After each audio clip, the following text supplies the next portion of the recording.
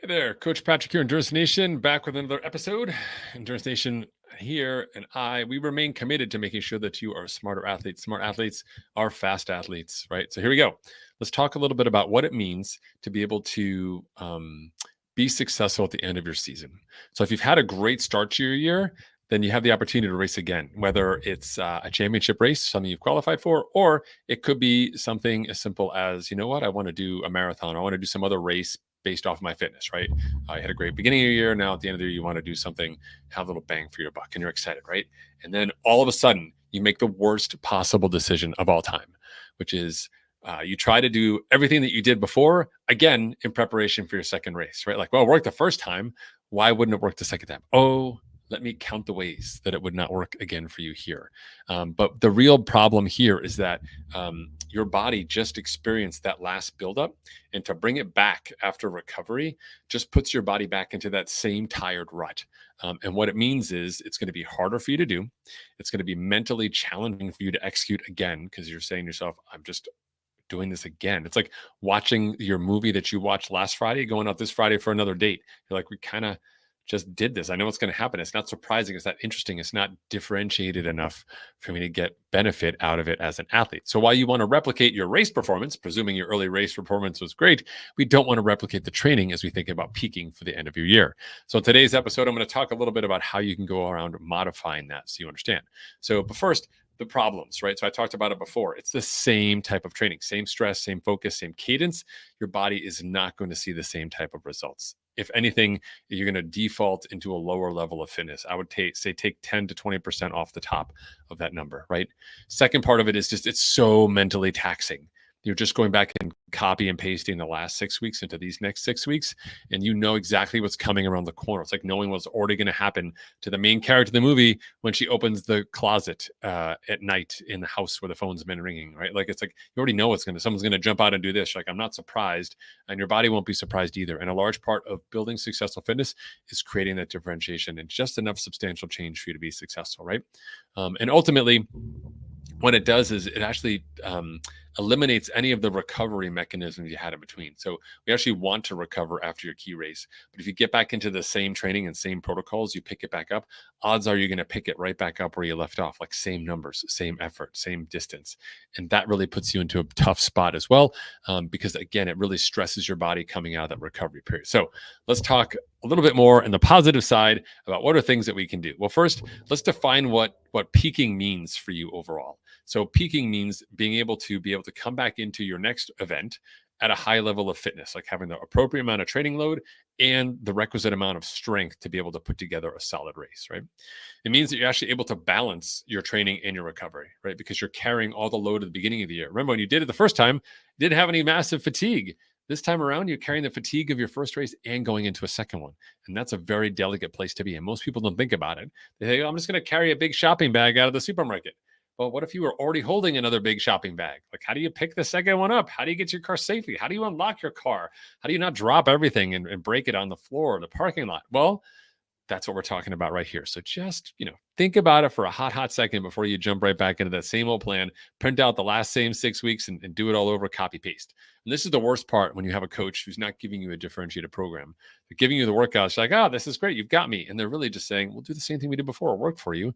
You as the self-coached athlete need to be able to make a competent decision and say, it's not going to work again. We can't do it again. Right? Just can't go back to the same process again. Maybe next year for the build up, but the build up is not the same as the peak when you're coming into that late season race for you. Okay. So first things first, we do want to go back and take a look at our data. If you have data in your training log or written down, or just even in Garmin, if you've collected it all there, just understanding your data and saying, how much work did I have to do to see a build up before? How much time did I need to recover? So maybe you took 8 weeks to build fitness to where you want it to be today. And you also had to recover 2 weeks. Those are good numbers to know, because if you're going into the second season, doing 8 weeks of solid training, again, it's going to be really, really hard with the fatigue that you have this late in the year. So we can't do 8 weeks. We've got to do something different. And we know that at the minimum, you needed for 8 weeks, you needed 2 weeks of recovery. Well, if you're going to do 4 weeks or 6 weeks, you probably still need 2 weeks of recovery to adapt. So we can budget that in. And the best part here is that we're using your data, your information, not something from a magazine about some pro we read about or some scientific study with like like an N of like 16 recreational skate skiers from, Nordic skiistan, that have been fasted and like trained at a university, and not even close to who we are here in the US on a daily basis, right? So we use our own data. Number two, we'll look at the patterns of that data, as I talked about. And then number three, we'll try and figure out what's an appropriate time for us to come back to training. So in an ideal world, this is exactly how your season is going to play out. You're going to do your big training block, you're going to taper and do your race. You come out of that race and you say, now I need to peak at the end of my year for another race, a championship, or something else. What do I do? Here's what we do.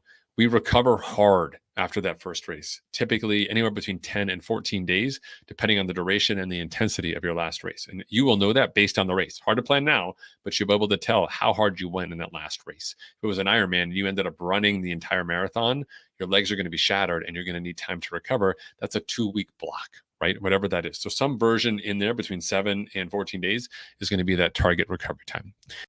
The next space is saying, how do we get our volume back up? How do we basically stop the detraining?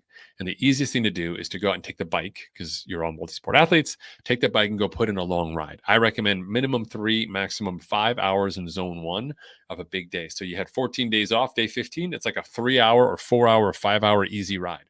Literally plan, or I'm going to ride to this coffee shop, and then I'm going to go to that lunch place, and then I'm going to come back to the coffee shop or an ice cream shop, and then go home. It doesn't have to be anything hard, whatever, but just reversing the detraining that's been happening to your body, which is moving you backwards, right? If we started incrementally, it's going to take you a week or 2 weeks to reverse the detraining. And now we've had a month of lost downtime from your early previous volume. The best way to get back to the fitness you had without that training load is to put in this low cost, non-weight bearing aerobic session to kind of get you back on track, which is the big differentiator for you right there. Yeah. Okay, great. Then we go into saying, all right, how much time do I have left to peak? So we've rested hard. We've hit that big aerobic session. And now we do the math on the rest of the time. Do we have 3 weeks? Do we have 6 weeks? Do we have 8 weeks?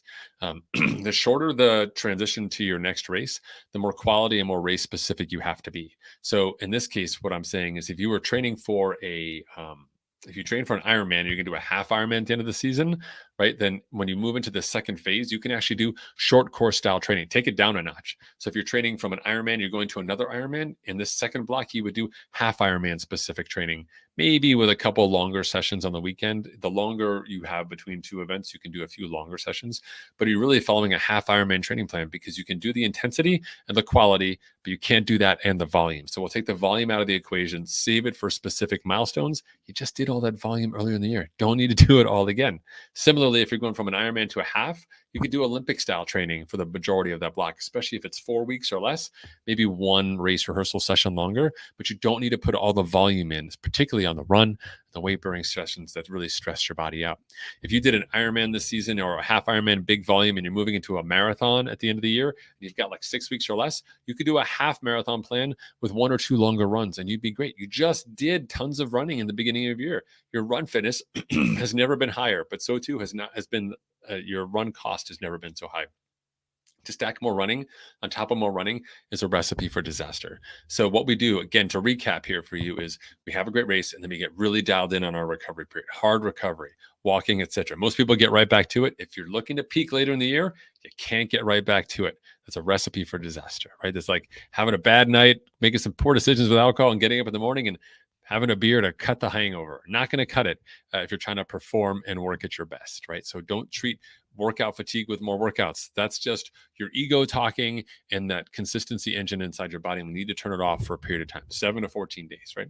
We come back with that big aerobic session. It could be on the bike. It could be a big long day hike, maybe with a pack on or something else. You can make it fun, take advantage of fall weather if that's nice inside your area.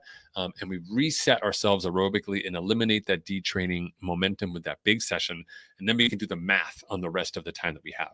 If you've got less than 6 weeks, I recommend you do this training plan down. So if you were training for a second Ironman, do the half Ironman plan. If you had done a half Ironman and you were training for another half Ironman, do the Olympic distance plan, right? If you did a marathon, going to do a marathon, do the half marathon plan. And instead, work in those key workouts and focus on race strategy, race execution, nutrition, pacing, etc. Because you have the fitness. You don't need to go back out and do all of those extra runs. It's when we get greedy at the second half of the season, when we have this confidence from an early part of the year, we say, like, I can totally roll those dice. You've never been more exposed. You've never been more at risk for injury. overtraining and fatigue than you are at the end of the year. Instead of pushing yourself to new limits and forging things, remember that the beginning of the season inside Endurance Nation is when we do all of our hard work, right? In our out-season protocol, fast before far. At the end of the season, it's all about strategy. It's all about equipment. It's about better decision-making, about better race pacing, better nutrition, etc. All the things that actually, if you improve them now, will pay massive dividends in the years to come as you carry this new knowledge and information going forward. You can use our vast resources inside the team to make sure that you've laid out the best possible race plan. You've done the sweat testing, you've gone through the protocol, submitted your race plan, gotten the feedback. You're ready to have a fantastic race, and you're not putting additional pressure on yourself when you've never been more fatigued. Okay. So when you've just gotten out of the gym and done chest day, don't go back the next day and do more chest. It's not going to add anything. It's only going to take it away. So don't make the mistake of trying to have an awesome end of your season by simply replicating the things that got you here. Remember, what got you here won't get you there. And having a fantastic race is capitalizing on the investment you've made with your training, but trying something just a little different, quality over quantity here at the end of your season, getting really focused on the mental side of the game, making smart decisions, a framework that's going to carry you not only through your race, but into a fantastic next year with this momentum and this new facet you've added to your identity as an endurance athlete, as someone who understands that being smarter is actually the new faster. To learn more, go to endurancenation.us where you can sign up for any one of our free courses or our newsletter. You can also apply. If you're ready to get started, we're ready to talk to you. You can go ahead and apply, put your name in the hat, take a look at your application, and we'll get you set up, whether it's getting you ready for that second race of the season or starting next season right away. We're happy to set out a season that's based off of race execution, making sure that you're going to have your best possible race next year with the smart steps that'll get you there. Thanks for tuning in. Coach Patrick here signing off. Look forward to seeing you soon online or at the races.